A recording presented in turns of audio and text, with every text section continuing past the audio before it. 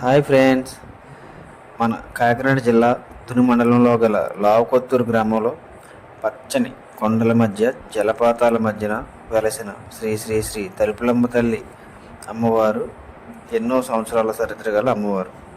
ఎంత శక్తివంతమైనది అంటే అది మనం చెప్పలేం.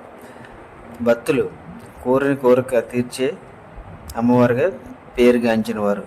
అంతేకాదు, ప్రతి ఏటా వచ్చే ఆషాఢ మాసంలో ఎక్కడెక్కడ నుంచో ఇతర రాష్ట్రాల నుండి, ఇతర జిల్లాల నుంచి భక్తులు తండోపతండాలుగా కదిలి వస్తూ ఉంటారు.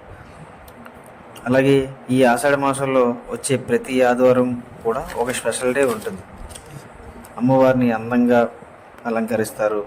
కూరగాయలతో, పూలతో, అలా రకరకాల వాటితో అలంకరిస్తూ ఉంటారు.